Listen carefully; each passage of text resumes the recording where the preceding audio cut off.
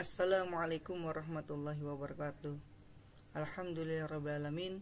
Kita panjatkan puji syukur atas kehadirat Allah Subhanahu wa taala yang telah memberikan kita semua nikmat iman, nikmat Islam dan juga nikmat sehat.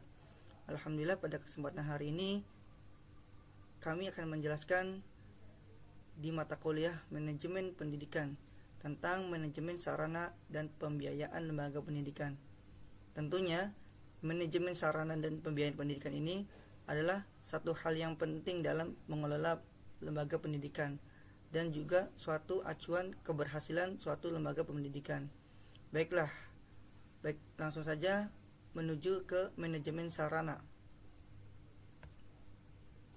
Ya, perlu diketahui bahwasannya manajemen sarana pendidikan adalah peralatan dan perlengkapan yang secara langsung dipergunakan dan menunjang proses pendidikan, khususnya proses belajar mengajar, seperti gedung untuk naungan kita belajar, kemudian ruang kelas, di mana setiap ruang kelas harus memiliki tempat kelola yang baik, kemudian meja kursi untuk proses pembelajaran dalam menunjang sarana pembelajaran, kemudian alat-alat dan media pengajaran seperti papan tulis, peta, globe, kemudian dan lain sebagainya. Kemudian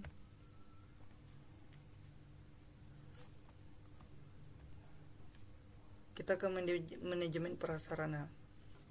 Manajemen prasarana memiliki artian, yaitu prasarana pendidikan adalah fasilitas yang secara tidak langsung menunjang jalannya proses pendidikan, seperti halaman, di mana halaman ini adalah suatu penunjang bagi proses pendidikan tersebut. Kemudian kebun, kemudian taman sekolah, yang dimana tiga hal tersebut ketika dimanfaatkan sebagai sarana, halaman sebagai sarana praktek olahraga bisa menjadi sarana pendidikan, menjadi sarana, bukan lagi sebagai prasarana karena sudah dimanfaatkan sebagai sarana.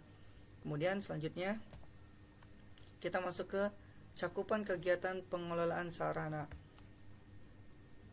Cakupan kegiatan pengelolaan sarana dan prasarana ada 6 tentunya, dimulai dari perencanaan, ya, apa saja yang kita butuhkan, ya, kemudian dari perencanaan itu kemudian pengadaan, ya, diadakanlah apa yang sudah kita rencanakan, pembelian apa untuk kebutuhan proses belajar mengajar. Kemudian selalu ada pengawasan, controlling, untuk agar pembelian yang kita beli itu tidak sia-sia dan juga perlu adanya pemeliharaan dan lain sebagainya. Kemudian penyimpanan. Ya, penyimpanan ini sangat penting agar tertata dengan rapi, dan juga penyimpanan ini juga bisa melakukan inventarisasi untuk melihat masa barang tersebut dari tahun berapa sampai tahun berapa. Kemudian penghapusan. Nah, penghapusan ini untuk barang-barang yang sekiranya sudah tidak layak pakai, agar tidak lagi disimpan, agar dihapus, agar dikelola dengan baik juga. Kemudian penataan. Nah, penataan ini sangat penting untuk melakukan suatu pengelolaan agar melihat keindahan estetika dalam ruangan belajar ataupun gedung sekolah. Kita kemudian menuju ke tujuan manajemen sarana. Apa itu tujuan manajemen sarana? Ada 3, yaitu menciptakan sekolah yang bersih, rapi, dan indah. Kemudian menciptakan kondisi yang menyenangkan baik guru maupun murid. Kemudian tersedianya alat-alat belajar yang memadai secara kuantitatif maupun kualitatif dan relevan dengan kebutuhan. Selanjutnya, kemudian kita masuk ke cakupan kegiatan pengelolaan sarana. Ini tadi udah.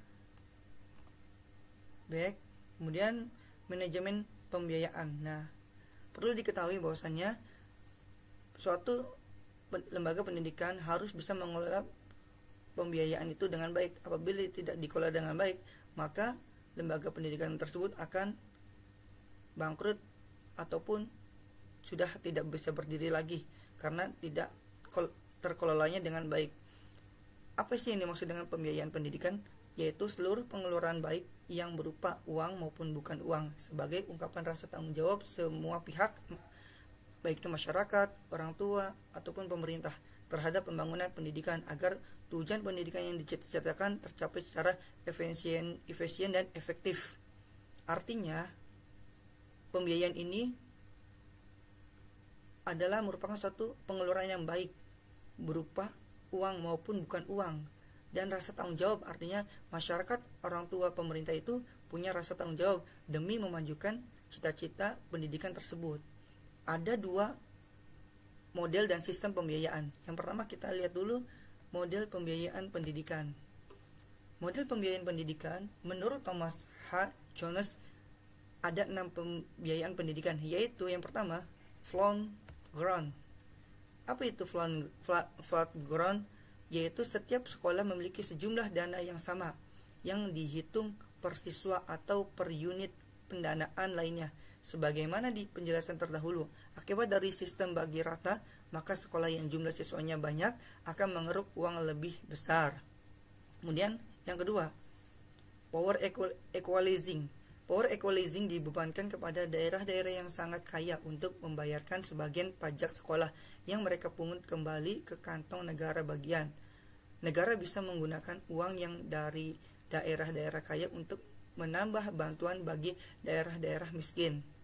Kemudian selanjutnya, complete state model.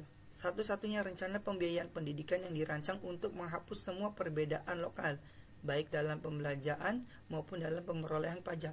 Tidak ada pajak properti sekolah lokal dengan berbagai taraf, dan basis pajak lokal adalah unequal, tidak seimbang. Kemudian selanjutnya, foundation plan.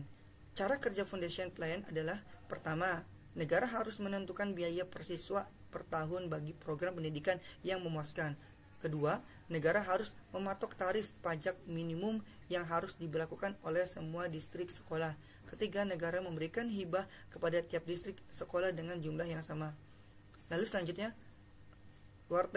guaranteed percent equalizing model, yaitu negara membayar persentase tertentu dari total biaya pendidikan yang diinginkan oleh setiap distrik sekolah lokal. Kemudian yang terakhir, complete local support model. Dalam complete local support model, semua sumber dana dari pemerintah negara bagian atau dana dari provinsi, yaitu APBN, diharapkan seluruh biaya pendidikan menjadi tanggung jawab pemerintah lokal atau daerah. Nah, itu adalah model pembelajaran. Kemudian kita masuk ke sistem pembiayaan pada satuan pendidikan. Dalam sistem pendidikan tingkat dasar dan menengah ada dua hal yang penting perlu kita analisis. Yang pertama, total cost. Yang kedua, unit cost. Apa itu total cost?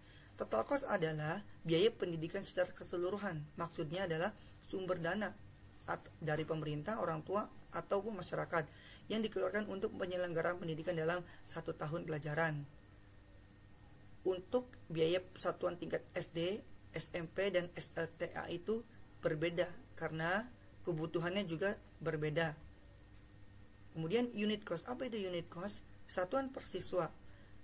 Seberapa besar uang yang dialokasikan ke sekolah-sekolah untuk kepentingan murid dalam menempuh pendidikan, baik itu SD, SMP, ataupun SLTA, berdasarkan jumlah murid dan besaran jumlah standar atau sama. SD, SMP, dan SLTA juga berbeda karena mempunyai kebutuhan juga berbeda. Ya, baiklah. Mungkin itu saja yang sudah kami jelaskan. Mudah-mudahan bermanfaat untuk semuanya dan juga untuk lembaga pendidikan yang kita naungi. Semoga bermanfaat. Assalamualaikum warahmatullahi wabarakatuh. Terima kasih.